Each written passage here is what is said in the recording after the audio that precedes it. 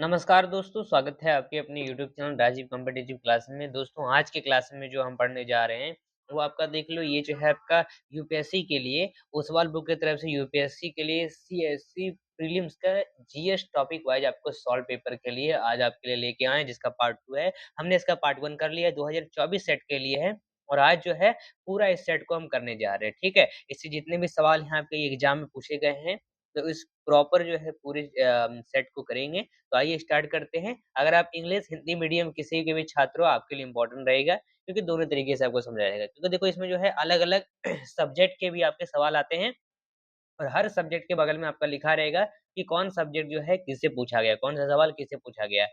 तो आपका स्टार्ट करते हैं पहले सवाल की ओर। फर्स्ट क्वेश्चन आपका यहाँ पर क्या कहता है? फर्स्ट क्वेश्चन कहता है कि consider the following statement environmental legislation से ये सवाल है स्टेटमेंट 1 में कहता है the Indian flying fox is placed under the vermin category in the wildlife protection act 1972। Statement 2 क्या कहता है the Indian flying fox feed on the blood of the other animals. यानी यहाँ पर जो है कथन है, निम्नलिखित कथनों पर जो है हमको विचार करने को कहता है। कथन ये कहता है भारतीय उड़ने वाली लोमड़ी को वन्य जीव संरक्षण अधिनियम 1972 में पीड़क श्रेणी में रखा गया था। पहला पॉइंट। दूसरा पॉइंट ये है, कथन दूसरा कि भारतीय उड़ने वाली लोमड़ी रक्त पीती है। तो ये अन्य जानवरों का जो है उपयुक्त कथनों के संबंध में निम्नलिखित में से कौन सा सही है हमें ये पूछता है। अदर एनिमल के हिसाब से तो दूसरा स्टेटमेंट ये कहता है। तो क्या होना चाहिए करेक्ट इसका? देखो इसका आंसर जो है सी होगा। स्टेटमेंट 1 करेक्ट है लेकिन स्टेटमेंट 2 जो है वो रॉन्ग है। लोमड़ी जो है वो रक्त पीती है अन्य जानवरों से नहीं, तो इसका आंसर ये नहीं होगा। आंसर जो है आपका 1 करेक्ट है। अगला सवाल, consider the following material miscellaneous सवाल है। कंसाइडर द फॉलोइंग स्टेटमेंट यानी निम्नलिखित सामग्रियों पर विचार करने करता है। कृषि का अवशेष, मक्के का दाना, वही बात कर लेते हैं आगे। मक्के का दाना, वही अपशिष्ट जल उपचार कीचड़ और लकड़ी मिल का कचरा। 4 ऑप्शंस है आपके यहाँ पर, मतलब 4 जो है विचार करने को कहता है सामग्रियों पर। क्या आंसर होना चाहिए इसका? यहाँ पर आगे भी और सवाल है और आगे सवाल यहाँ पर रहेगा। बढ़ते हैं हम अपने क्वेश्चन पर। कहता है which one of the above can be used as feedstock for producing sustainable aviation fuel. यानी उपरोक्त में से उपरोक्त में से किसका उपयोग सतत विमान ईंधन के उत्पादन के लिए फीडस्टॉक के रूप में किया जाता है? कृषि अवशेष का, मक्के का दाना का अवशेष, जल उपचार कीचड़ का या लकड़ी मिल का कचरा? तो आंसर सी होगा इसका। सी 1, 2, 3, 4 ये चारों चीज़ों का उपयोग किया जाता है। अब आएगा इंडियन पॉलिटी एंड गवर्नेंस से सवाल, ठीक है? तो आइए स्टार्ट करते हैं इस सवाल पर। कहता है 53 नंबर का, how many delimitation commissions have been constituted by the government of India till December 2023। Miscellaneous सवाल है, यानी कहता है कि भारत सरकार द्वारा सितंबर 2023 तक कितने परिसीमन आयोग गठित किए गए हैं? तो आंसर जो है इसका क्या होना चाहिए? डी 4, लगभग 4। तो the delimitation commission in India are responsible for the redrawing the boundaries of the various parliament and the assembly constitution based on the latest census to ensure fair representation. ठीक है? तो अगले सवाल पर चलते हैं। अगला सवाल कहता है कॉन्स्टिट्यूशन के बारे में कि दी constitution 71st amendment act 1992 to amend the 8th scheduled constitution to include which of the following languages। यानी संविधान 71वां संशोधन अधिनियम 1992 संविधान की 8वीं अनुसूची में संशोधन करके निम्नलिखित में से किस भाषा को इसमें शामिल करता है? तो आंसर जो है 54 का क्या होना चाहिए? यहाँ पर देखो कई सारे यहाँ पर जो है आपके पॉइंट दिए गए। कौन सा लैंग्वेज है? कोनकानी लैंग्वेज है, मणिपुरी, नेपाली है, मैथिली है। तो इन सभी में से आंसर क्या होना चाहिए? इसका आंसर जो है ए होगा। कोनकानी, मणिपुरी और नेपाली जो है ये तीनों राइट है, मैथिली नहीं। ठीक है? चलिए अगला सवाल। कंसाइड the following pairs. Following pairs को हमको जो है विचार करने को कहता है, मिसलेनियस सवाल है। पार्टी है, इसके लीडर्स हैं। पहला आपका दल है और इसके नेता है। उपरोक्त में से कितने सही सुमेलित है हमको पूछता है। देखो 55 का राइट आंसर जो होगा बी होगा। ओनली 2 सही है। सोशलिस्ट पार्टी जो है इसके लीडर्स जो हैं कौन है? सी राजगोपालाचारी, याद रखना। अगला सवाल, which of the following statements are correct about the constitution of India? तो क्या कॉन्स्टिट्यूशन के हिसाब से जो है उनके विचार के उनके मत जो है सही उत्तर है, इन सभी में से पूछता है। तो आपका सवाल यहाँ पर है, राइट आंसर क्या होना चाहिए? पहला आपका पॉइंट क्या कहता है? पहला पॉइंट कहता है power of the power of the municipality, यानी नगर पालिकाओं की शक्तियां संविधान के भाग लगभग कौन से 9वें के ए को मतलब 9वें का ए पार्ट जो आ जाता है वो कॉन्स्टिट्यूशन का क्या होगा? और दूसरा दूसरा emergency provisions are given in part लगभग दिया गया 18 ऑफ द कॉन्स्टिट्यूशन, एंड तीसरा provision related to the amendment of the constitution are given in part 20 of the constitution. 3 points है। पहला पॉइंट कहता है नगरपालिकाओं की शक्ति संविधान सभा के भाग 9वें के ए में दी गई है। आपातकालीन दूसरा कहता है आपातकालीन प्रावधान संविधान के भाग लगभग जो है 18वें में दी गई है। तीसरा संविधान संशोधन के संबंधित प्रावधान जो है भाग 20वें में दी गई। क्या आंसर है सही? आंसर जो है देखो इसका डी होगा। तीनों का तीनों सही है, ठीक है? तीनों का तीनों बात जो है सही मेल खाता है कॉन्स्टिट्यूशन के हिसाब से। Which one of the following statement is correct as per the Constitution of India? क्या है? कॉन्स्टिट्यूशन के जो विचार में भारत के संविधान के अनुसार निम्नलिखित में से कौन सा कथन सही है भारत के संविधान के हित में? पहला, inter state trade and commerce is a state subject under state ले। दूसरा, inter state migration is a state subject under the state ले। तीसरा, inter state quarantine is a union subject under the union list. तीसरा, corporation tax is state subject under the state list. तो भारत के संविधान के अनुसार निम्नलिखित में से कौन सा कथन सही है? पहला, अंतरराज्यीय व्यापार और वाणिज्य राज्य का विषय राज्य सूची के अंतर्गत आता है। दूसरा, अंतरराज्यीय प्रवासन राज्य सूची के अंतर्गत राज्य का विषय। तीसरा, अंतरराज्यीय संगरोध संघ का विषय है जो संघ सूची में आता है। चौथा, निगम कर राज्य सूची के अंतर्गत राज्य का विषय। तो 57 में से क्या आंसर होना चाहिए? इसका आंसर सी होगा, ठीक है? सी पॉइंट सही कहता है, अंतरराज्यीय संगरोध संघ का विषय है संघ सूची का। तो ये भारत के संविधान के हित में सही है आपका। Under which of the following article of Constitution of India has the Supreme Court of India played the right to privacy? मतलब कि भारत के संविधान के निम्नलिखित में से किस अनुच्छेद के अंतर्गत भारत के सर्वोच्च न्यायालय ने निजता का अधिकार, ठीक है, मतलब निजता का अधिकार दिया। जो मौलिक अधिकारों में आपका यहाँ पर सवाल आता है, फंडामेंटल राइट्स के सवाल आते हैं। आंसर 58 का जो होना चाहिए क्या होना चाहिए? डी होगा। आर्टिकल 21 में कहा गया है।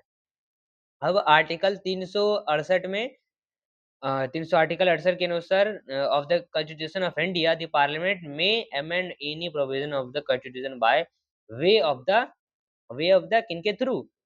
एडिशन के थ्रू, जोड़ के थ्रू, या फिर वेरिएशन के थ्रू, विभिन्नता के थ्रू, या फिर निरस्ता के थ्रू। यानी भारत संविधान के अनुच्छेद 368 के अनुसार संसद संविधान के किसी भी प्रावधान को निम्नलिखित तरीके से संशोधित कर सकता है। तो इन तीनों में से राइट आंसर क्या होना चाहिए?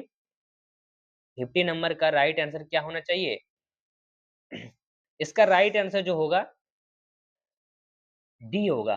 तीनों का तीनों बात जो है सही है।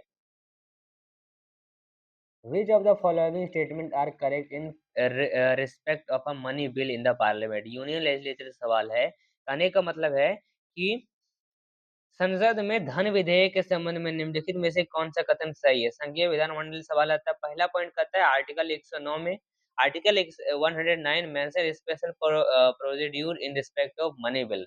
दूसरा, a money bill shall not be introduce in the council of the state. तीसरा, the Rajya Sabha can either proves the bill और suggest changes but can not reject it. और चौथा कहता है amendment to a money bill suggested by the Rajya Sabha have to be expected by the Lok Sabha. ठीक है? तो यहाँ पर जो है ये सवाल पूछे जा रहे हैं, क्या होना चाहिए? इनका पॉइंट कहता है संसद में धन विधेयक के संबंध में निम्नलिखित में से कौन सा कथन सही है?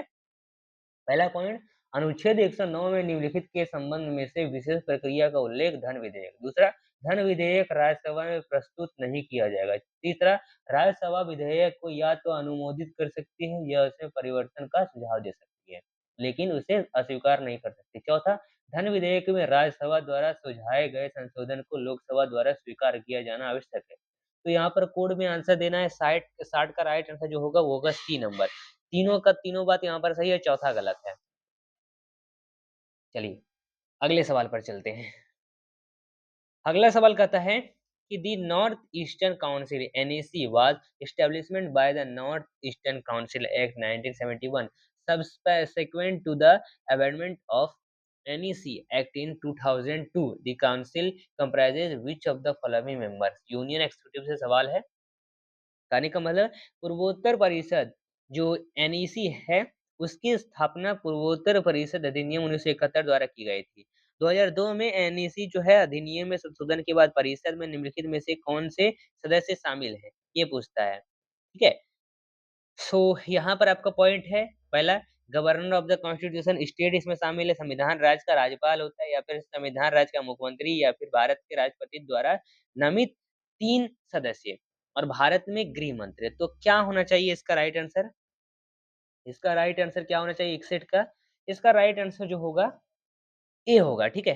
1, 2, 3 सही है, चौथा यहाँ पर आपका गलत है। चलिए अगले सवाल पर चलते हैं। A right of prohibition is an order issued by the Supreme Court or High Court to 62 number का सवाल है, यानी प्रतिषेध रिट सर्वोच्चतम न्यायालय द्वारा जारी किया गया आदेश, न्यायालय या उच्च न्यायालय द्वारा। अधिकार किसी सरकारी अधिकारी को कोई विशेष कार्रवाई करने से रोकना है। तो आपका आंसर पहला पॉइंट में कहता है, इसका आंसर क्या होना चाहिए 62 नंबर का? यहाँ पर तो ऑप्शंस हैं, पहला आंसर होगा इसका C, the lower court prohibiting continuation of proceeding in a case. ठीक है, यानी निचली अदालत द्वारा किसी मामले में कार्यवाही जारी रखने पर रोक लगाना। अगला सवाल, अगला सवाल क्या कहता है? Consider the following statement. State legislative executive का सवाल है। पहला पॉइंट में यहाँ पर फॉलोइंग जितने भी दिए गए स्टेटमेंट अनुसार विचार करने को बताया है। पहला पॉइंट है, it is the governor of the state who recognize as and declares any community of the state as a scheduled tribe. यानी प्रधानमंत्री सॉरी राज्य का जो राज्यपाल है उस राज्य के किसी समुदाय को अनुसूचित जनजाति के रूप में मान्यता देता है और घोषित करता है। ठीक है, दूसरा point, a community declared as a scheduled tribe in a state need to be so in another state. किसी राज्य में अनुसूचित जनजाति घोषित समुदाय को किसी अन्य राज्य में भी अनुसूचित जनजाति घोषित करना आवश्यक नहीं होता। तो 63 का राइट आंसर जो होना चाहिए वो बी होगा। ठीक है, ओनली 2 बात सही है, 1 सही नहीं है। चलेंगे अगले सवाल पर। With reference to union budget consider the following statement. Union legislature सवाल है। अब कहता है सवाल कि जो बात करें हम अपने सवाल पर, जो केंद्रीय बजट के संदर्भ में निम्नलिखित में से विचार करने को कहता है। पहला कथन है, the union finance minister on behalf of the prime minister lays the annual financial statement before both the houses of parliament. ठीक है, और दूसरा, at the union level no demand for a grant can be made expect on the recommendation of the president of India. तो प्रधानमंत्री की ओर से केंद्रीय वित्त मंत्री संसद के दोनों सदनों के समक्ष वार्षिक वित्तीय विवरण प्रस्तुत करते हैं। दूसरा, संघ स्तर पर भारत के राष्ट्रपति की सिफारिश के अलावा अनुदान की कोई मांग नहीं की जा सकती है। ठीक है, तो आंसर क्या होना चाहिए इसका? आंसर इसका 64 का बी होगा, ओनली 2 सही है। With reference to the Speaker of the Lok Sabha, consider the following statement. While any resolution for the removal of the Speaker of the Lok Sabha is under consideration, union legislature से सवाल है आपके। ठीक है, लोकसभा अध्यक्ष के संदर्भ में निम्नलिखित कदम पर विचार कीजिए जबकि लोकसभा अध्यक्ष जो है उसको हटाने का कोई प्रस्ताव विचाराधीन है। ठीक है, संघीय विधानमंडल सवाल आते हैं। तो ही शैल नॉट प्रिसाइड, वह अध्यक्षता नहीं करेगा या करेगी। ठीक है? और आगे पॉइंट, आगे पॉइंट यहाँ पर हमको देखने को मिलता है कि ही या फिर she shall not have the right to speak, यानी उसे बोलने का अधिकार नहीं होगा। तीसरा, वह प्रथम प्रस्ताव पर मतदान करने का हकदार नहीं होगा। तो 3 पॉइंट में से क्या सही होना चाहिए? इसका राइट आंसर ए होगा, ओनली 1 बात सही है। With reference to Indian parliament consider the following statement. पहला, यानी कहने का मतलब है कि भारतीय संसद के संदर्भ में निम्नलिखित कथनों पर विचार करने को कहता है। संघ विधानमंडल से सवाल है, a bill pending in the Lok Sabha lapses on its dissolution, यानी लोकसभा में लंबित विधेयक उसके भंग होने पर निरस्त हो जाते हैं। दूसरा point, A bill passed by the Lok Sabha and pending in the Rajya Sabha lapses on the resolution of the Lok Sabha. इसका पॉइंट का मतलब है कि लोकसभा द्वारा पारित और राज्यसभा में लंबित विधेयक जो है वो क्या किया जाएगा, पारित लोकसभा के विघटन को राज्यसभा की कार्यवाही समाप्त होती है हो जाती है। और तीसरा, कोई विधेयक जिसके संबंध में भारत के राष्ट्रपति ने सदनों की संयुक्त बैठक बुलाने पर अपने इरादे की सूचना दी हो और लोकसभा के विघटन पर समाप्त हो जाता है। ठीक है, चलिए अगला सवाल। मतलब इसका 64 नंबर, पहले 66 नंबर का जो है ये सवाल देख लेते हैं। 64 नंबर का बी इसका राइट आंसर होगा। 1 और 2 बात सही है और तीसरा गलत है। फिर अगला सवाल 67 का with reference to the parliament of India consider the following statement. Union legislature सवाल है पहला। Prorogation of house by the president of India does not require the advice of the council of minister. दूसरा, prorogation of a house is generally done after the house is adjourned, sign, die, but there is no bar to the President of India prorogating the House, which is in session. तीसरा, dissolution of the Lok Sabha is done by the President of India, who save in exceptional circumstance does so on the advice of Council of Minister. 67 का संघ विधान मंडल के सवाल के अंतर्गत आता है आपका। इसका सवाल तो ये देखो, एक बात करें भारत की जो विधान मंडल के भारत की संसद पर विचार करने को कहता है। पहला पॉइंट है कि भारत के राष्ट्रपति द्वारा किसी सदन के सत्रावसान के लिए मंत्री परिषद की सलाह की आवश्यकता नहीं होती। दूसरा, संसद का सत्रावसान समांतर संसद के अनिश्चित काल के लिए स्थगित होने के बाद किया जाता है, लेकिन भारत के राष्ट्रपति द्वारा सत्र में चल रहे सदन का सत्रावसान करने पर कोई रोक नहीं होगा। और तीसरा, लोकसभा का विघटन भारत के राष्ट्रपति द्वारा किया जाता है, जो असाधारण परिस्थितियों को छोड़कर मंत्रिपरिषद की सलाह पर ऐसा करता है। तो इसका आंसर जो है 67 का राइट आंसर क्या होना चाहिए? इसका आंसर जो होगा सी होगा। 2 और 3 सही है। ठीक है, अगला सवाल। Which of the following statement about the ethics committee in the Lok Sabha are correct? कहने का मतलब आपका है कि लोकसभा में जो है आचार समिति के बारे में निम्नलिखित में से कौन सा कथन सही है, पूछता है। पहला, initially it was an ad hoc committee. ठीक है, और इसका मतलब है कि प्रारंभ में यह एक तदर्थ समिति थी। दूसरा, only a member of the Lok Sabha can make a complaint relating to unethical conduct of a member of the Lok Sabha. यानी केवल लोकसभा का सदस्य ही लोकसभा के किसी सदस्य के अनैतिक आचरण से संबंधित शिकायत कर सकता है। तीसरा, the committee can not take up any matter which is sub judice. यानी यह समिति किसी ऐसे मामले पर विचार नहीं कर सकती जो न्यायालय में विचाराधीन हो। ठीक है, तो 68 का राइट आंसर क्या होना चाहिए? 68 का राइट आंसर जो होगा वो होगा सी नंबर। 1 और 3 बात सही है। अब इकोनॉमिक से सवाल इकोनॉमिक के सवाल है, अर्थव्यवस्था सवाल है।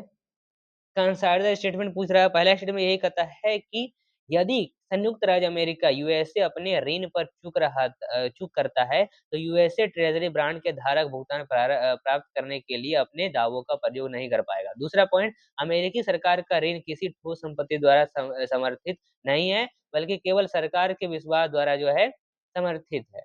निम्नलिखित में से कौन सा कथन सही है? उपरोक्त कथनों पर विचार करने को कहता है। आंसर क्या होना चाहिए 69 नंबर का? ए। दोनों स्टेटमेंट सही है और स्टेटमेंट 2 जो है ए का सही एक्सप्लेनेशन दे रहा है। चले 70 नंबर के सवाल पर। कंसाइड द फॉलोइंग स्टेटमेंट। स्टेटमेंट 1 क्या कहता है? Syndicated lending spreads the risk of borrower default across multiple leader। ठीक है, यानी कहने का मतलब, तो पहला पॉइंट यही कहता है कि जैसे निम्नलिखित कथनों पर विचार करना। कथन एक सिंडिकेटेड उधार कई उधारदाताओं में उधारकर्ता डिफॉल्ट के जोखिम को फैलाता है। ठीक है, आपका पॉइंट यहाँ पर है कि स्टेटमेंट 2 का कि the syndicated loans can be fixed amount lump sum of fund but can not be a credit line.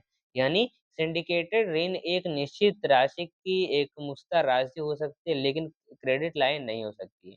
तो इनमें से दोनों में से कौन सा इनके रिस्पेक्ट में सही स्टेटमेंट दे रहा है ये बताने को आता है। तो आंसर सी होगा। स्टेटमेंट 1 करेक्ट है, लेकिन स्टेटमेंट 2 जो है इनकरेक्ट है। मॉनेटरी पॉलिसी से सवाल है।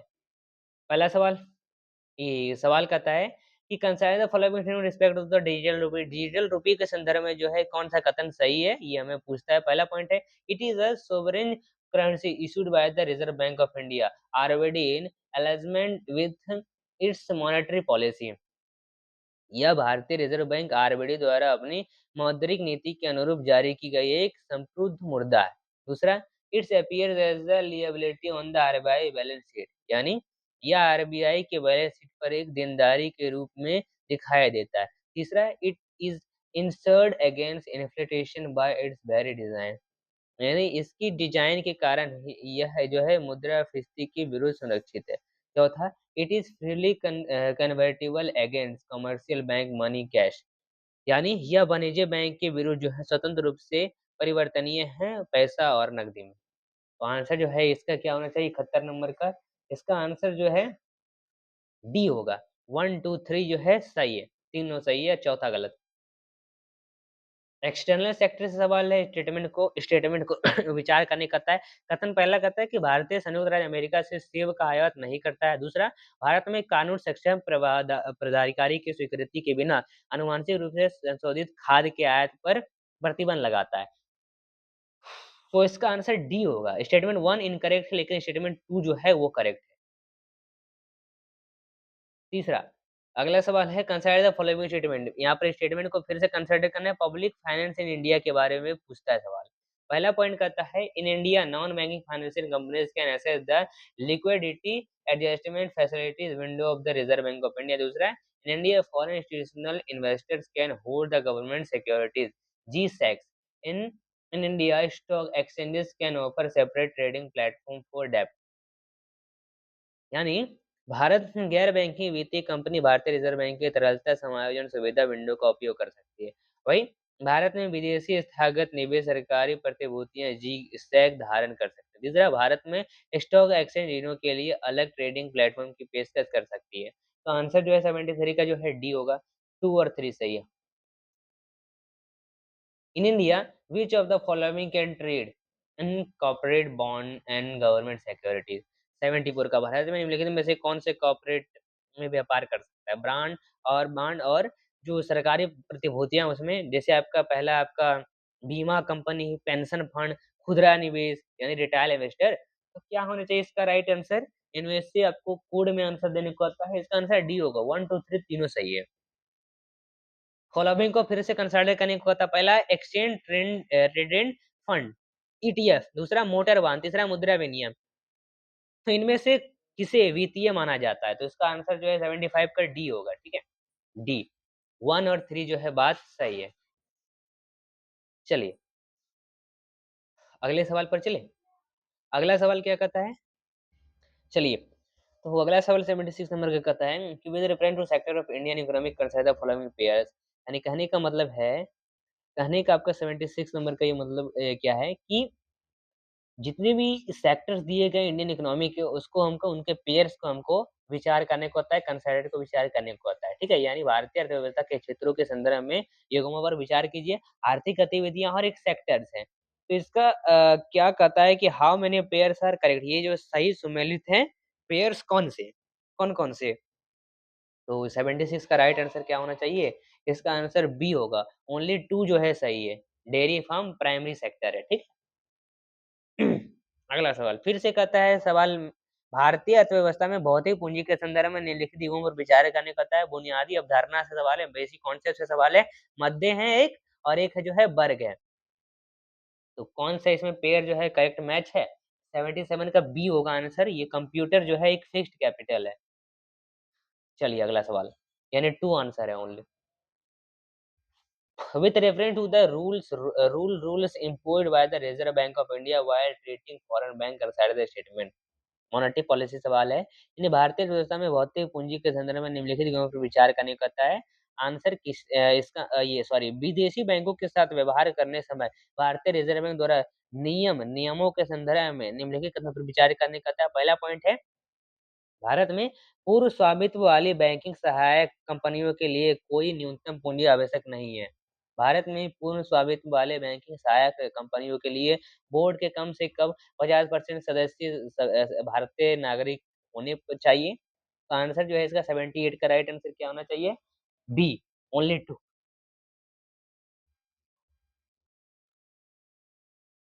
with reference with reference to corporate social responsibility, CSR rule in India, consider the following statement.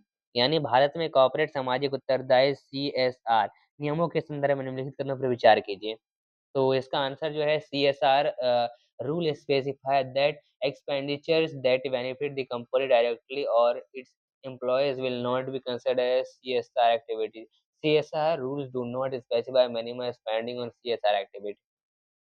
CSR नियम निर्देश करते हैं कि ऐसे व्यय जो सीधे कंपनी या उसके कर्मचारियों को लाभ पहुंचाते हैं, उन्हें सीएसआर गतिविधियां नहीं माना जाएगा। दूसरा, सीएसआर नियम में सीएसआर पर न्यूनतम खर्च निर्दिष्ट नहीं होगा। तो आंसर इसका क्या होना चाहिए? A, only one. ये आखिरी सवाल आपका देखो क्या कहता है। With reference to the Indian economy, collateral borrowing and lending obligation are instrument of, यानी भारतीय अर्थव्यवस्था के संदर्भ में संपार्जन नीति उधार दायित्व है। इसका आंसर जो होना चाहिए सी, मनी मार्केट, मुद्रा बाजार। सो हमने जो है अभी जितने भी सवाल है वो आखिरी पूरा सेट को कंप्लीट कर लिया है। सो फिर से आपका नेक्स्ट जो है सेट लाया जाएगा आप लोग के लिए। तो ये सेट आपको पसंद आए, वीडियो को लाइक करिए, शेयर करिए, सब्सक्राइब करिए चैनल को। मिलते हैं फिर अगले वीडियो के साथ। धन्यवाद। ठीक है, और नेक्स्ट आपका जो है आप लोग को क्लासेस जल्दी लाया जाएगा।